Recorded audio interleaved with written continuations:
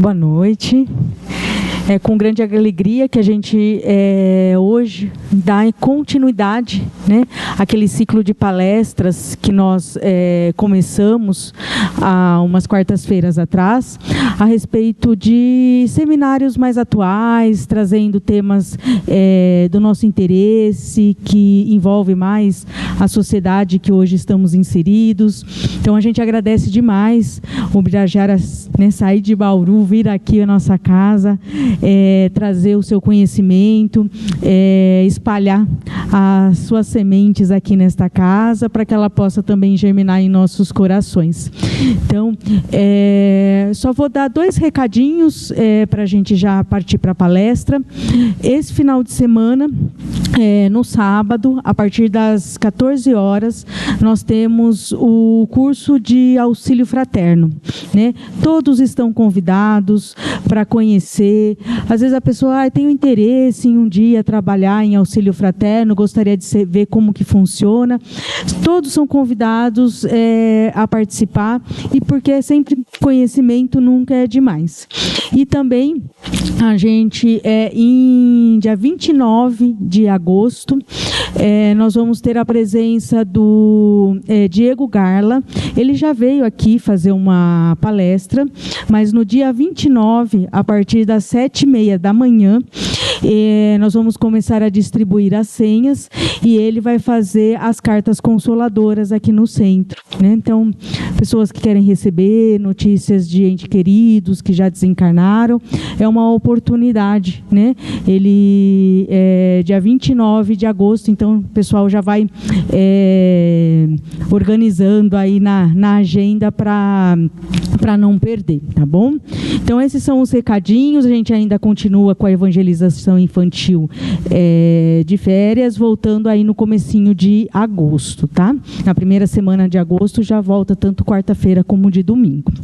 Então, vamos aproveitar este momento, tranquilizar os nossos corações, relaxar o nosso corpo, buscar agora deixar todas as nossas preocupações de lado, para aproveitarmos deste momento em que o nosso irmão maior, Jesus, se aproxima mais de nossos corações, e que possamos, juntos com Ele, absorver as energias de amor, de tranquilidade, de paz, para que nesse momento tenhamos a paz que tanto almejamos para as nossas vidas, através do dever cumprido. Então, vamos aproveitando este momento para, junto com a espiritualidade amiga, sintonizar com ela, agradecido que somos pela preparação do ambiente, e elas conhecem as nossas aflições, as nossas dificuldades, sempre vem trazer o lenitivo necessário para os nossos corações, nos trazendo a coragem, a perseverança, a esperança de continuarmos no nosso trabalho de crescimento espiritual. E assim, Senhor, agradecemos, pois sabemos que Tu está aqui conosco, nos auxiliando e nos amparando. Que assim seja.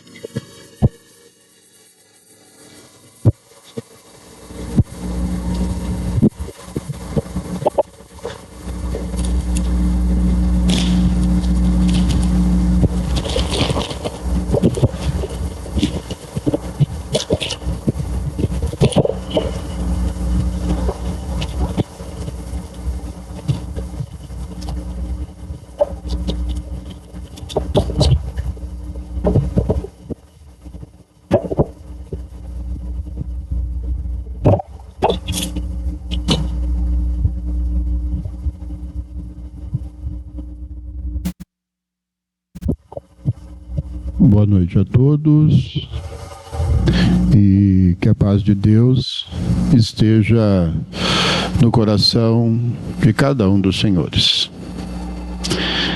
Hoje fui chamado para falar nesta casa a respeito de um assunto do interesse do Espiritismo. E eu gostaria de agradecer e externar aqui o meu reconhecimento à direção da casa, que lembrou do meu nome para fazer essa palestra. Porque aquele que fala, ele é o primeiro que aprende. Ele tem que estudar, tem que colocar o texto numa ordem lógica, tem que memorizá-lo e tem que vir aqui falar. E geralmente é o primeiro que aprende, né? Muito embora nem sempre cumpra aquilo que fala, né? Mas é o primeiro que aprende. Então fica aqui o meu reconhecimento, a minha gratidão a esta casa que cedeu esse espaço para eu falar esta noite.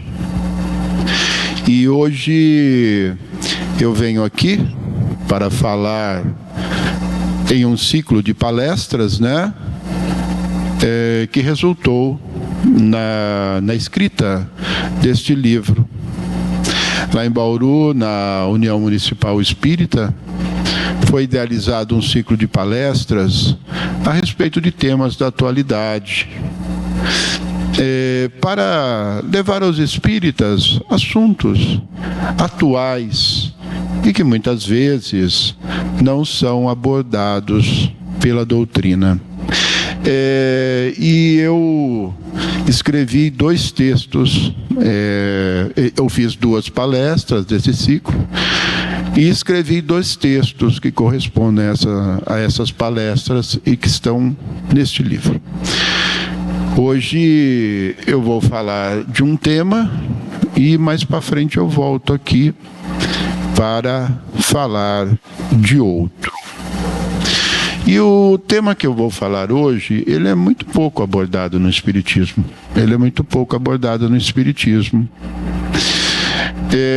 E o que me inspirou a falar dele foi uma nota explicativa que existe nas obras espíritas, na última folha das obras básicas, editadas pela Federação Espírita Brasileira, pela Federação Espírita do Estado de São Paulo e pelas grandes editoras. Muitos não leram ainda, mas no final de cada obra básica tem uma nota explicativa. Por que existe essa nota explicativa? Essa nota explicativa ela existe desde o ano de 2007 e ela resultou de um termo de ajustamento de conduta celebrado pelo Ministério Público Federal no estado da Bahia e as federações espíritas brasileira, paulista e as principais editoras dos livros espíritas. O que aconteceu? O Ministério Público Federal, lá no estado da Bahia, recebeu representações contra o Espiritismo, acusando da prática de discriminação racial. Então o Ministério Público chamou as federações, as principais editoras, para colocar fim a essa reclamação, e eles chegaram a um consenso que a melhor forma era publicar um escrito no final das obras básicas, esclarecendo que o Espiritismo não discrimina ninguém. Que para o Espiritismo, todos os espíritos são criados simples e ignorantes para a perfeição. E estão sujeitos, todos nós, estamos sujeitos às mesmas leis naturais. E que o progresso no Espiritismo, ele se processa através de múltiplas encarnações, através do mecanismo chamado reforma íntima, que é essa capacidade inata, essa capacidade que nós nascemos com ela, de tempos em tempos, de revermos as nossas posições, os nossos pensamentos e corrigi-los até chegarmos à perfeição. E que no processo reencarnatório, os espíritos revezam-se nos papéis sociais. Porque se ele vivesse uma única condição, ele não saberia o que é ser a outra. Então todos nós seremos homens, todos nós seremos mulheres, todos nós seremos brancos, todos nós seremos pretos, todos nós seremos amarelos, todos seremos cristãos, todos serão evangélicos, todos serão budistas, todos serão judeus, todos serão muçulmanos, todos serão senhores, todos serão escravos, todos serão ricos, todos serão pobres. E vendo na outra pessoa alguém que você poderá ser amanhã, você não irá discriminá-la, você irá acolhê-la. Então não há lugar para discriminação de qualquer tipo, de raça, de cor de pele, de etnia, de religião, de convicção política, de origem regional, de origem nacional. Não há qualquer discriminação que encontre sustentação dentro da doutrina espírita. E foi publicada essa nota explicativa e assim foi encerrada as reclamações que pretendiam retirar as obras espíritas de circulação. Tá? Posteriormente, apareceu na imprensa, né, a história daquele homem americano, George Floyd, no estado de Minnesota, e de um brasileiro, João Pedro, ambos homens negros, que foram agredidos por policiais, João Pedro por segurança de mercado, e as agressões resultaram em suas mortes.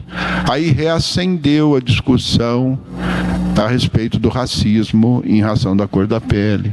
Então isso também me inspirou a falar do assunto. E também lá em Bauru, acho que no ano de 2011, um ativista político, ele ajuizou uma ação visando retirar o livro Obras Póstumas de circulação, alegando que nele haviam textos racistas. A ação foi julgada pela terceira vara da Justiça Federal em Bauru, foi julgada improcedente, sob o fundamento de que o Espiritismo não discriminava as pessoas, que os escritos de Kardec eram escritos religiosos, e as pessoas tinham o direito de acreditar neles por direito de crença, que é assegurado constitucionalmente, e que aqueles escritos diziam respeito à época dele, dos conhecimentos vigentes então, e não teria por que se retirar uma obra, escritos religiosos de circulação, né? Porque se você retirasse aqueles escritos, também quem asseguraria que um dia alguém não ajuizaria uma ação para retirar o Antigo Testamento de circulação, onde está escrito que se um homem dormir com outro, isso é abominável e merece a morte? Quem não ajuizaria uma ação para retirar o Alcorão de circulação, onde está que o infiel merece ser morto? Então, Então, efetivamente, esses são escritos religiosos, né? E o Brasil assegura, a nossa Constituição assegura o direito de crença e de consciência. Você pode se filiar à religião que bem entender, professar o seu culto, né? Como direito da sua particular forma de compreender a vida. Então, esse foi outro estímulo que eu tive para fazer essa palestra. E dentre os diversos livros consultados, o que, na minha opinião, abordou com maior precisão o tema do racismo no Espiritismo é a obra do Paulo Neto, Racismo e Espiritismo, né? A propaganda anti-espírita, que é um livro, né? É um livro que é vendido na internet como e-book. Quem se interessar pode e deve lê-lo, que é uma obra bastante completa. E foi com base nessa obra que eu fiz essa palestra, que se trata de um resumo bastante restrito, que não dispensa a leitura do livro e nem a consulta às obras daquele escritor, tá? Nós vamos desenvolver o tema da seguinte maneira. Eu vou falar para vocês a respeito do conceito de raça e a sua evolução durante a história, as descobertas e os recém-descobertos ameríndios e melanésios e a sua incorporação à humanidade, o advento do iluminismo e a sua posição em relação aos recém-descobertos, o surgimento da classificação dos seres vivos, dos seres humanos, por critérios de cor de pele, frenológicos, fisionômicos, o surgimento do livro A Origem das Espécies, de Charles Darwin, o surgimento do racismo, o racismo como crime, Kardec, como era a pessoa de Kardec, a igualdade entre as pessoas na nossa Constituição e a igualdade no Espiritismo, e as obras atribuídas a Kardec que seriam de cunho racista, seriam consideradas hoje de cunho racistas. Então, como os senhores podem ver, a palestra é bastante interessante e eu tenho certeza que vai agradar a todos, tá? Então vamos lá, a expressão raça, ela vem do italiano razza, que vem do latim ratio, que quer dizer espécie, condição ou sorte. A expressão raça, ela começou a ser utilizada na Idade Média, do século V ao século XV, depois do nascimento de Jesus, para designar a descendência de um ancestral comum e de um grupo de pessoas que tinham características físicas semelhantes, que não mudavam muito com o decorrer dos tempos. Depois da Idade Média, o termo raça, que era utilizado para designar essa descendência, ele entrou nas relações sociais, como na França, onde haviam os francos, que eram de descendência germânica, que se achavam de sangue puro e que tinham direito de escravizar os gauleses, que eram considerados a plebe e que eram a população originária do local. Eles se achavam superiores e no direito de escravizar e mandar nos gauleses. Então a expressão raça migrou da descendência para as relações sociais. Depois, a expressão raça, no século XVII, no século XVIII, da França foi século XVI e XVII. No século XVIII, a expressão raça, ela já migrou para as ciências biológicas, para zoologia e para botânica, para designar seres vivos. E é conhecida a classificação do sueco Oscar von Linneu. Ele classificou as plantas em 24 espécies, uma classificação que foi abandonada nos dias de hoje. Então a expressão saiu lá da descendência, da linhagem, passou para relações sociais e entrou para a ciência, para a biologia e para a zootecnia. E depois, no século XVIII, Francis Bunier, um francês, foi o primeiro a usar a expressão raça para designar as desigualdades humanas, tá?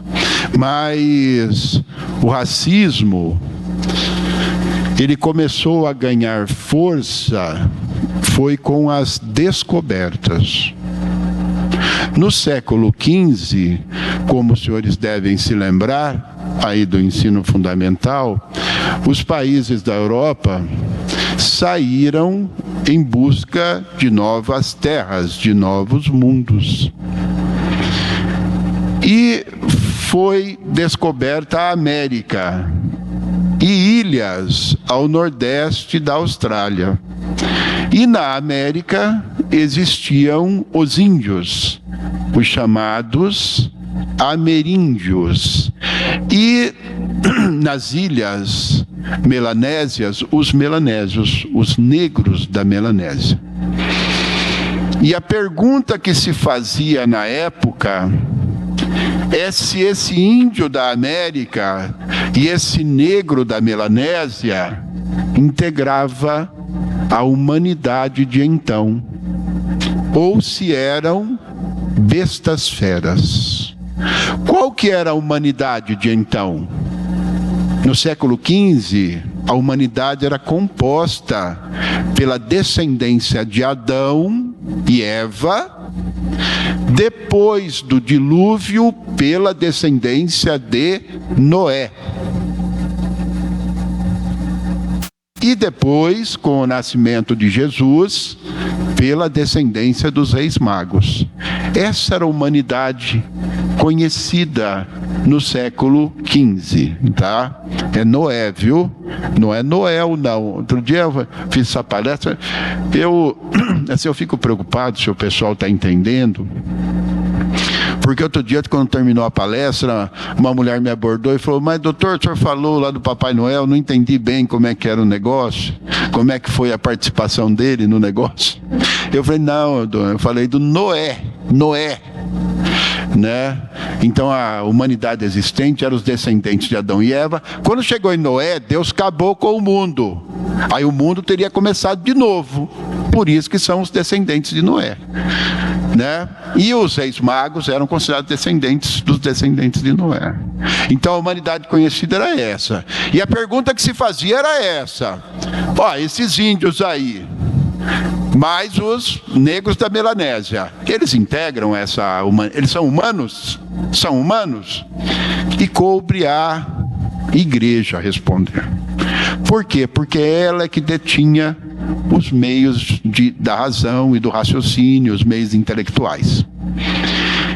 E a igreja, ela incluiu os negros da Melanésia na humanidade, dizendo: sim, eles são humanos, utilizando do mito dos reis magos. Nós sabemos que o mito dos reis magos, ele está no Evangelho de São Mateus. São Mateus conta, Mateus, o evangelista, conta que quando Jesus nasceu, surgiu uma estrela no céu, a estrela de Belém. E magos do Oriente se guiaram por essa estrela para achá-lo.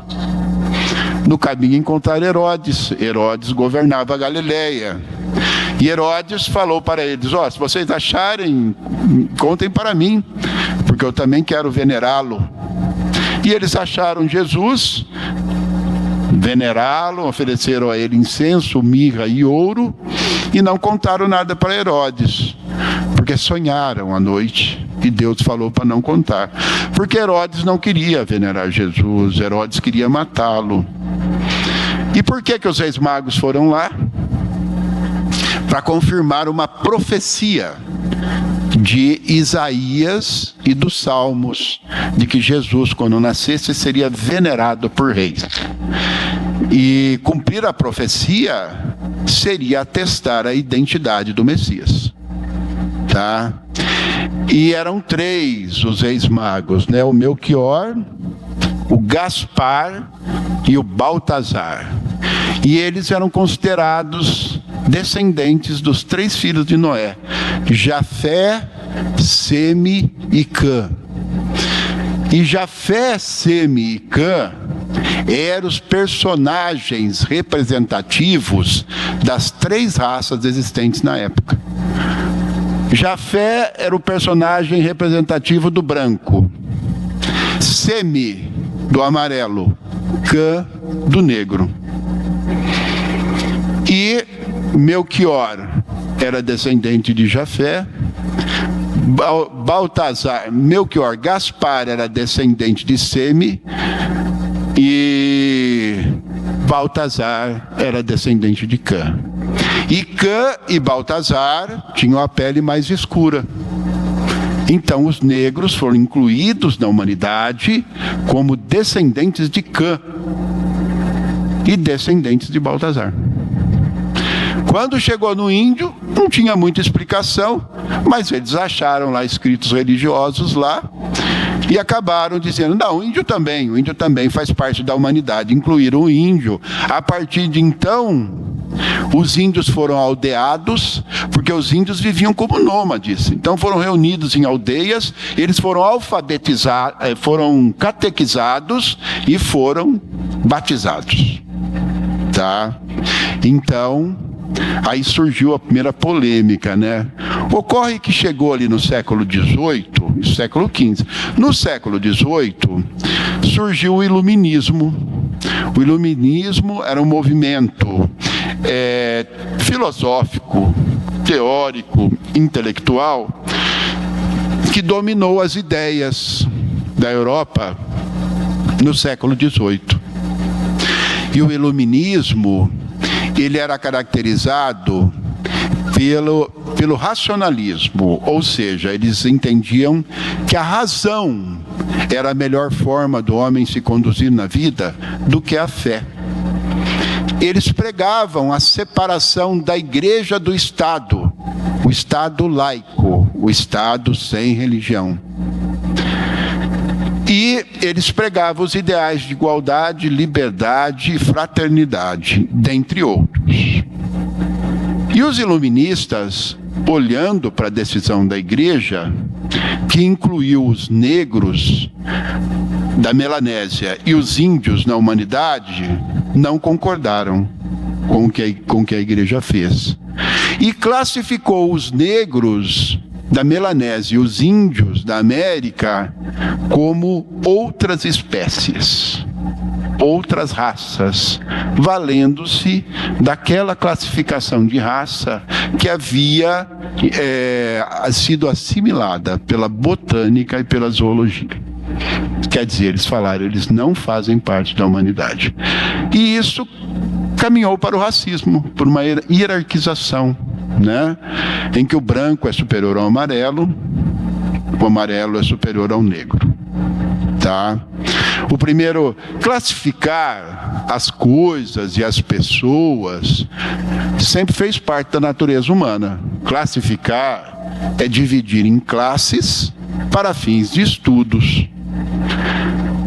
E a humanidade também foi classificada. E a primeira classificação de raça da humanidade é atribuída a escritos religiosos, a essa história de Noé, e a humanidade era dividida em a humanidade ocidental, branca, amarela e negra. Depois surgiram outros critérios para justificar e aperfeiçoar essa classificação, como o tamanho da cabeça, o ângulo da face. Depois surgiram outros critérios fisionômicos para justificar essa classificação e aprimorá-la, como tamanho da testa, tamanho do nariz, tamanho dos olhos, grossura dos lábios, tamanho do queixo, tamanho do peito, tamanho dos seios, tamanho do quadril, né? E isso surgiu para aperfeiçoar justificar a divisão da humanidade em raças e aperfeiçoá-la. Até que surgiu a moderna biologia e descobriu os genes. Aí desenvolveram-se estudos de marcadores sanguíneos, ou seja, procuraram no sangue diferenças para justificar essa divisão da humanidade em raças, para justificar a divisão pela cor da pele, pelo tamanho da cabeça, pelo ângulo da face, pela fisionomia. E quando eles analisaram o genoma humano, os cientistas chegaram à conclusão de que não haviam 3 raças, havia 3 raças. Haviam múltiplas raças, haviam múltiplas sub-raças, haviam múltiplas sub-raças, e que a divisão da humanidade em 3 raças, branca, negra e amarela, era apenas um critério para justificar as diferenças, mas que nós compunhamos uma única raça, a raça humana, que não comportavam diferenças que justificassem uma hierarquização. Cogitou-se até de tirar o termo raça do dicionário. Mas, como eu disse para vocês, raça saiu lá da linhagem, passou depois para as classes sociais, passou para a biologia, passou para a população humana. E quando a ciência descobriu isso, que não haviam raças, era tarde, porque a expressão raça já integrava a sociologia, a ciência que estuda as relações sociais e as interações humanas. E a expressão raça já vivia no inconsciente coletivo. E se você pegar hoje o dicionário, ela está lá. Raça, substantivo feminino, designação de pessoas pela linhagem, que não muda com o passar dos tempos. Raça branca, raça amarela, raça negra. Está lá até hoje. Mas biologicamente, cientificamente, nada justifica a divisão da população humana em raças, tá? Mas o racismo existe, né? O racismo existe. E ele teria sido definido, essa expressão, em 1920, ele teria surgido no Brasil, e ele é definido mais ou menos assim: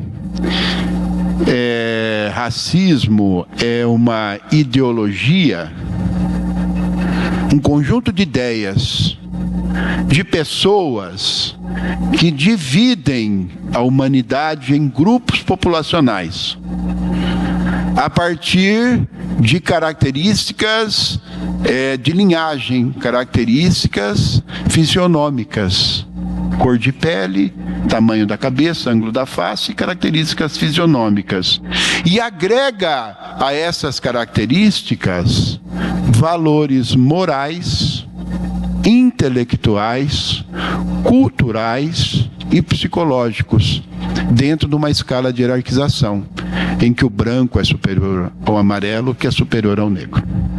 O racismo existe, o racismo está dentro de nós, está estruturado em nós. Sabe por quê? Quem vocês acham que viveu nesse mundo aqui esses últimos 30 séculos aí, onde surgiu a expressão raça, onde ela migrou da linhagem, ela migrou para a relação social, ela migrou para botânica, para zoologia, depois ela migrou para grupos populacionais. Quem que viveu tudo isso aí? Vocês estão achando que eram espíritos lá de outro planeta? Os alienígenas? Não. Fomos nós que vivemos isso aí. Nós construímos esse mundo aqui. Essas ideias surgiram no nosso meio, essas ideias floresceram no nosso meio, e elas estão hoje dentro de nós. Você que não percebe. Mas eu vou provar para você que você é racista. Eu vou provar. Você vai sair aqui embaixo hoje, agora na hora de ir embora, depois de ouvir minha palestra, né? Já esqueceu tudo, mas pode levar o livro para ler em casa. E vai se aproximar uma pessoa de você, vai pedir alguma coisa, provavelmente, né? Você vai olhar para ela, você vai ver a cor da pele dela, você vai ver o tamanho da cabeça dela, o ângulo da face, o tamanho dos olhos, o tamanho do nariz, o tamanho da boca, o tamanho do peito, o tamanho do quadril. Você vai ver as roupas que ele está usando, você vai agregar uma qualidade negativa, ele vai me roubar, ele é ladrão. Você vai entrar no seu carro, bater a porta e ir embora. Você vai chegar em casa hoje, vai tocar o videoporteiro. Você vai tirar o microfone do gancho, vai ver a imagem. Você vai ver a cor da pele, você vai ver o tamanho da cabeça, o ângulo da face, o tamanho dos olhos, automaticamente, o tamanho do nariz, o tamanho da boca, o tamanho do queixo, o tamanho do peito, dos quadris. Vai ver como ele está vestido, vai agregar uma qualidade negativa. Falou, é um pobre, coitado, está pedindo uma coisa hora dessa, vou sair lá e ainda vai me roubar. Se fosse o Brad Pitt, você abria a porta. Não é mesmo? O Tiago Lacerda. O racismo está dentro de nós. Nós somos racistas, sim. Isso é o que se chama racismo estrutural. Tá? A estrutura está dentro da pessoa. Esse prédio tem uma estrutura de concreto. Você está vendo? Não está vendo. Mas ela está aí, viu? Se não tivesse aí, ele tinha caído. Não é mesmo? O racismo está dentro de nós. E nós precisamos tirar o racismo de dentro de nós. Mas como? O racismo ele se estruturou em cima de ideias falsas. E a gente precisa conhecer quais são essas ideias para se convencer que eram ideias falsas e que nós não devemos deixar que elas subsistam dentro de nós e devemos esclarecer os outros, tá? A primeira, eu vou falar para você quais são essas ideias falsas. A primeira delas, essa origem das raças branca, preta e amarela, que teria surgido com a descendência de Noé. Pelo cristianismo, né, Deus criou o mundo, depois criou Adão e Eva, e Adão e Eva teve a sua descendência, até que chegou o dia que Deus estava descontente com o mundo, procurou um homem justo e encontrou Noé. E disse para Noé, Noé, construa uma arca, eu estou descontente com a humanidade, vou destruir tudo, né? Construa uma arca, coloque um casal de cada ser vivo, abrigue sua família, que eu vou mandar uma chuva aí que vai matar todo mundo, aí nós vamos começar do zero. E assim fez, né? Noé construiu a arca, colocou um casal de cada ser vivo e mais sua família, e navegou durante o dilúvio, até que um dia atracou num oásis. Acabou a chuva. Aí Noé desceu com os seus filhos, né? E festejaram. E Noé ficou embriagado e foi dormir. Isso está lá na Gênesis, né? E foi dormir. E Noé tinha 3 filhos, Jafé, Seme e Cã, que são os personagens representativos das 3 raças. Jafé da branca, Seme amarela, Cã negra. E Cã viu Noé dormindo numa posição indecente e comentou com os seus irmãos. Quando Noé acordou, os irmãos contaram para Noé. E Noé ficou muito bravo e amaldiçoou a descendência de Cã. E disse a ele: os seus filhos serão os últimos a serem escravizados pelos filhos dos seus irmãos. E o Cã era o personagem representativo da raça negra.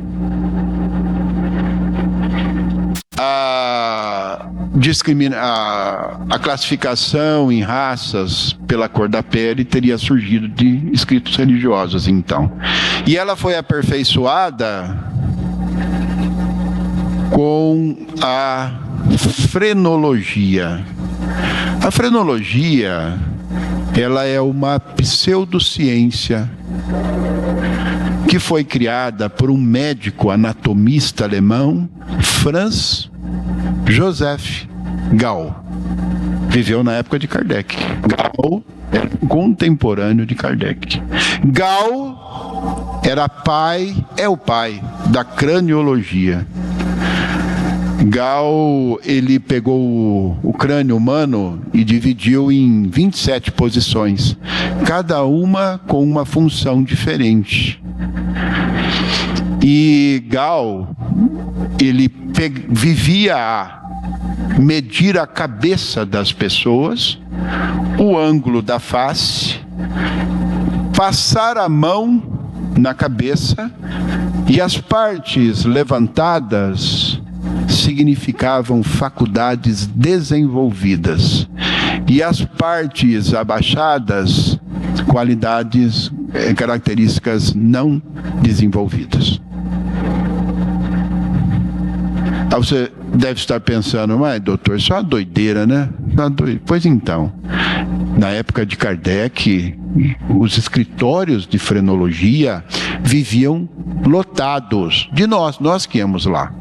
Sabe o que se fazia? Levava-se as crianças para que fosse medida a cabeça e o ângulo da face, para que fosse passado a mão e pudesse ver as qualidades e os defeitos, qualidades desenvolvidas e qualidades não desenvolvidas. Vocês sabiam que, segundo a frenologia de Gall, na época fazia-se até exames admissionais para o trabalho?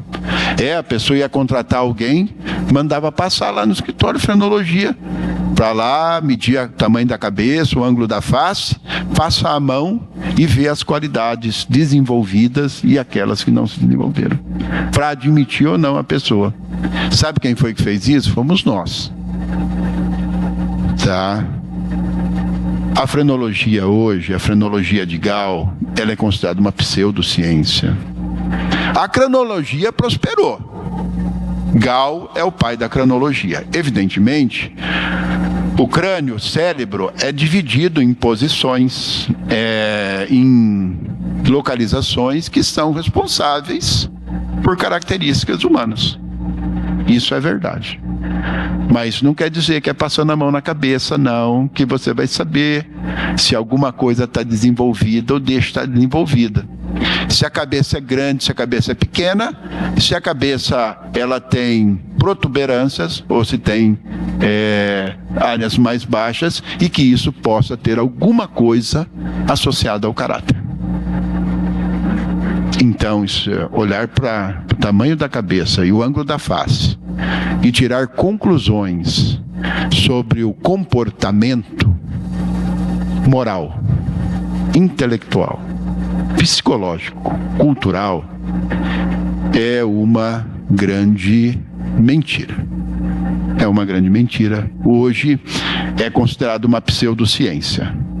A de Noé, não falei, mas vou falar, não há registro histórico que essa história de Noé tenha ocorrido. Nem registros científicos mesmo de análise de solo, que tenha ocorrido algum dia um dilúvio, ou que a humanidade tenha recomeçado a partir daqueles 3 filhos que representavam as 3 raças. Então, essa história do Noé, ela, cientificamente não se sustenta. A frenologia de Gall, que também sustentou a classificação humana em raças, como disse, já foi considerada uma pseudociência.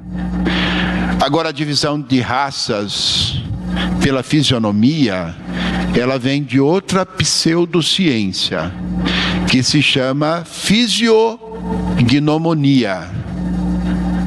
Ela foi criada, por Johann Caspar Lavater. Lavater era contemporâneo de Kardec. Lavater vivia a pegar as pessoas, juntá-las por semelhanças e diferenças, medir o tamanho da testa, dos olhos, do nariz, da boca, do queixo, do peito, e colocar os parecidos juntos, os outros separados, criando grupos raciais, regionais, nacionais. O que se chamou de fisiognomonia.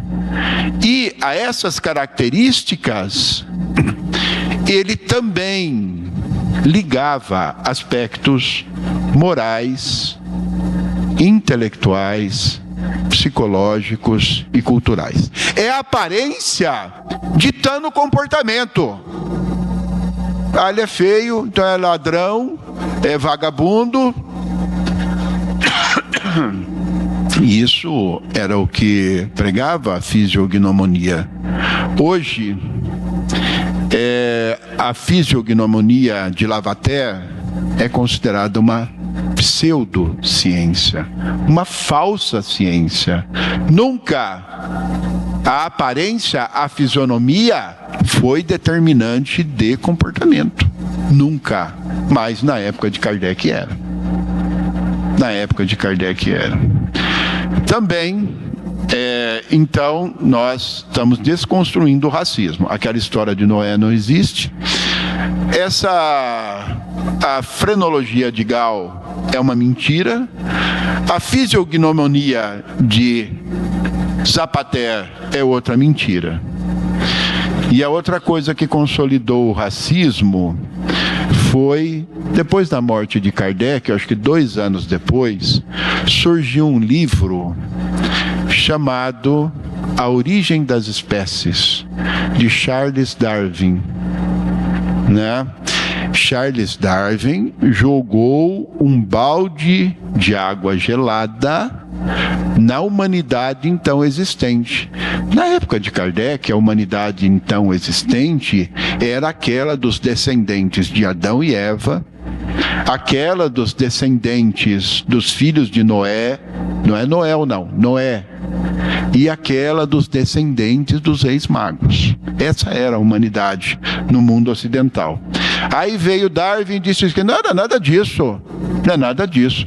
Os seres humanos partiram de um único ser que se multiplicou, que se dividiu, que se desenvolveu por critérios de adaptação e seleção natural. Quando o europeu ouviu isso, ele olhou para a África, olhou para a América, olhou para a Melanésia, falou: como é que é? Seleção e adaptação? Nós somos os selecionados. Nós nos adaptamos melhor. Nós somos os intelectuais. Nós somos operativos. Nós somos trabalhadores. Nós construímos essa sociedade. Nós temos o direito de escravizar e explorar esses índios e esses negros. E isso acabou por consolidar o racismo, uma estrutura hierarquizada em que o branco é superior ao amarelo, que é superior ao negro. Mas isso é o que nós chamamos hoje de darwinismo social. Isso aí é outra mentira.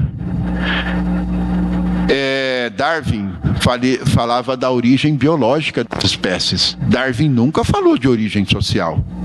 Nunca falou que esse mecanismo operava na sociedade. Esse mecanismo era para explicar a origem das espécies. A origem das espécies e também do ser humano. Mas não.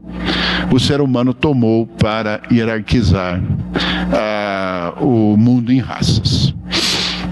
A diversidade humana. O racismo está estruturado em nós, como disse. Agora você já tem os motivos para desestruturá-lo, para desacreditá-lo e para levar aos outros essa informação. O racismo surgiu disso. Escritos religiosos, depois da frenologia de Gall, depois da fisiognomonia de Lavater, depois a origem das espécies de Charles Darwin, e que resultou nessa coisa que um acha que é melhor que o outro. E quando você olhar para uma pessoa, agora não precisa mais notar a cor da sua pele, nem o tamanho da sua cabeça, nem o tamanho da testa, nem o tamanho do nariz, nem o tamanho dos olhos, nem o tamanho dos lábios, o tamanho do queixo, e nem como ele está vestido para falar que ele é ladrão. Tem muito mais ladrão lá no Congresso bonito do que esse pobre coitado está pedindo para sobreviver, para não ter que roubar. Não é mesmo? Então, agora vocês têm os motivos para desconstruir essa ideia, né? Pense nisso. O racismo é crime no nosso país. Ele existe na forma de injúria racial, que é você atribuir uma qualidade negativa a alguém baseado em elementos de raça, cor e etnia. É um crime contra a honra, ofende a honra, a dignidade, que é o conceito que a pessoa tem dela mesma, o conceito de decoro, que é aquele conceito que ela tem na sociedade. E é um crime individual, praticado contra uma única pessoa. Quando você dá uma qualidade negativa baseado em elemento de cor, raça e etnia. O exemplo mais clássico é esse do jogo de futebol, né? Aparece o jogador negro lá, é melhor que o branco, e ele pega e chama o outro de macaco. O que ele está fazendo? Ele está olhando a cor da pessoa, ele está olhando as suas características frenológicas, fisionômicas, está olhando para ele dizendo que ele é branco, que o outro é negro e que o outro se assemelha a um macaco. Isso é uma injúria racial. É punido no nosso país, tem pena de 2 a 5 anos e é imprescritível. Enquanto você não morrer, poderá ser processado. A prescrição é o tempo que conta a favor do criminoso. Agora, tem crimes que não contam. Ele pode ser investigado, pode ser processado, pode ser condenado e executado a pena a qualquer momento. Só acaba o poder do Estado quando a pessoa morre. O racismo é assim. E nós temos o racismo propriamente dito, que é promover e instigar a discriminação racial. É um crime contra a humanidade e essa conduta ela é dirigida a um grupo de pessoas. Por exemplo, a pessoa abre um restaurante e proíbe a entrada de negros, de japoneses. Isso é racismo, pena de 2 a 5 anos também, e é um crime imprescritível. Tá? O racismo é crime no nosso país. Agora vamos falar um pouquinho do racismo no espiritismo, né? Nós conhecemos Kardec, né, que é o codificador espírita.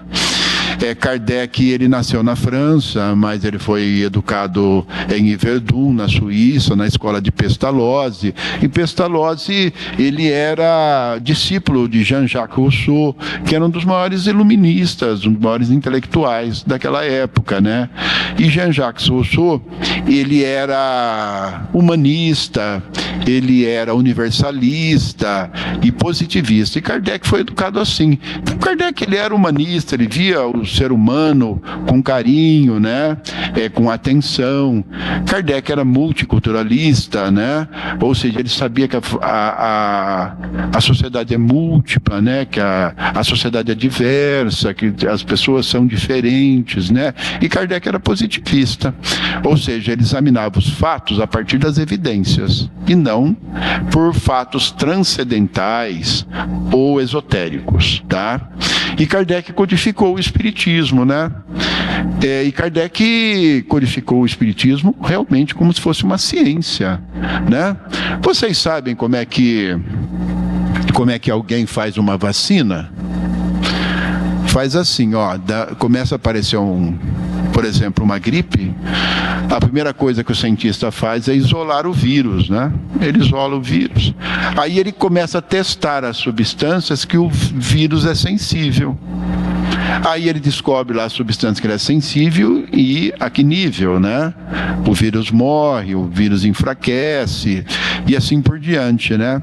Aí ele pega um grupo de pessoas, 5.000, 10.000 pessoas que contraíram aquela gripe e aplica, ou que passíveis de contrair, e aplica aquela substância que o vírus é sensível. E depois, passado um tempo, ele vai lá, chama as pessoas, entrevista, vê o que aconteceu. 90% curou, 5% ficou com sequela, 5% morreu.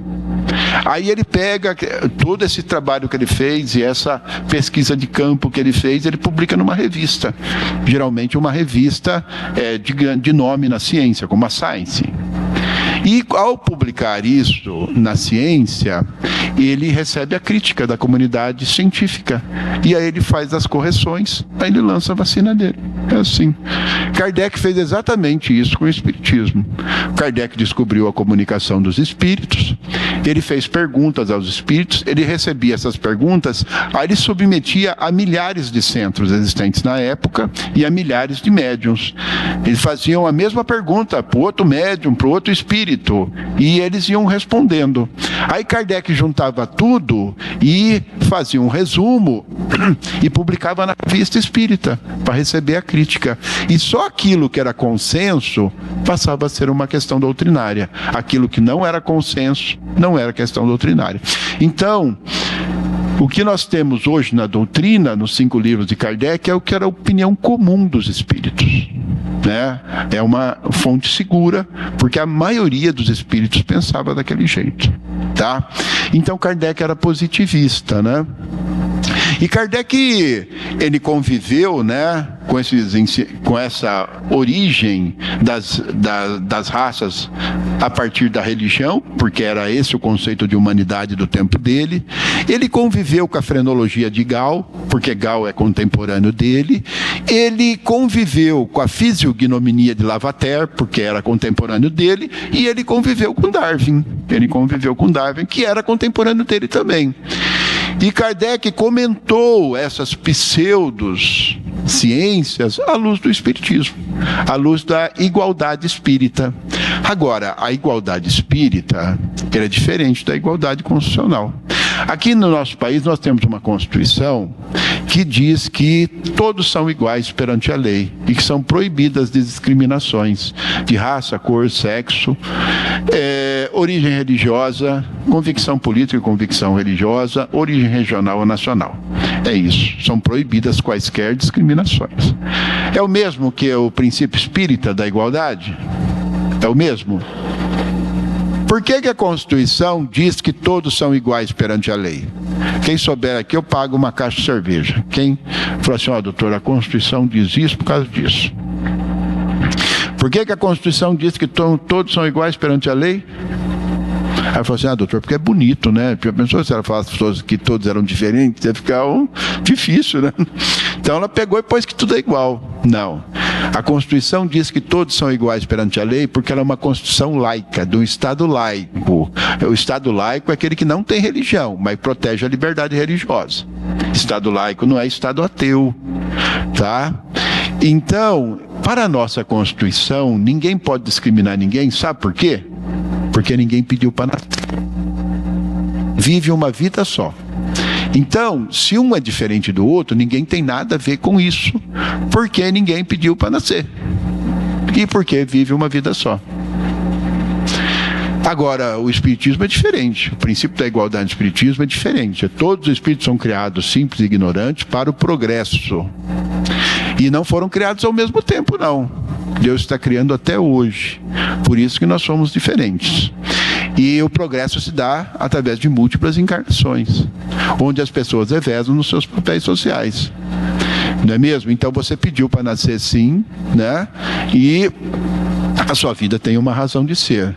Mas você sabendo que a outra pessoa ela poderá ser você amanhã, você não vai discriminá-la, você vai acolhê-la. Enquanto que aquela pessoa que acredita numa única vida, realmente, por uma diferença de cor de pele, por uma diferença econômica, por uma diferença de poder, por uma diferença de nascença, um se acha superior ao outro. Enquanto que nós não. Nós sabemos que, na essência, nós somos todos iguais. E que não temos por que discriminar ninguém, porque amanhã somos nós que estaremos na posição daquela pessoa. E foi nessa ótica que Kardec comentou os escritos religiosos, condenando todo tipo de discriminação com base em cor de pele, comentou a frenologia de Gall, né? Comentou a fisiognomonia de Lavater e não comentou a obra do Darwin, porque veio depois que ele morreu, né? Mas existem 3 textos atribuídos a Kardec em que ele hoje é acusado de racismo, né?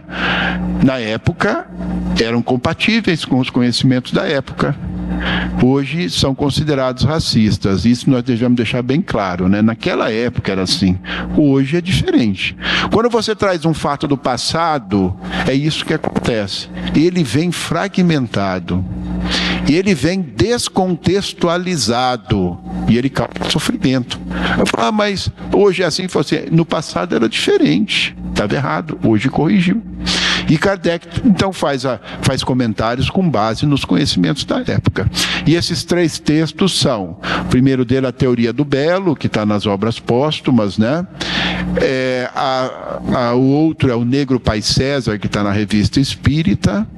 E o outro é a Frenologia espiritualista, né? O Espírito. E esses textos estão aqui, né? E vocês já está na hora, né? Vocês vão ler em casa, né? E vão descobrir o resto, tá? Eu gostaria de agradecer a atenção de todos, né? Que vieram aqui essa noite fria para ouvir a minha palestra. Espero ter contribuído de alguma forma para ajudá-los. E eu trouxe os livros aqui, vou dar de presente para os senhores, porque eles são tão bons que eu não tenho coragem de vender. Eu tenho coragem de dar esses livros, né? Então, vamos ver aqui. Você me ajuda, hein? Quem é a primeira vez que está vindo aqui? Alguém? É a primeira vez? Ah lá.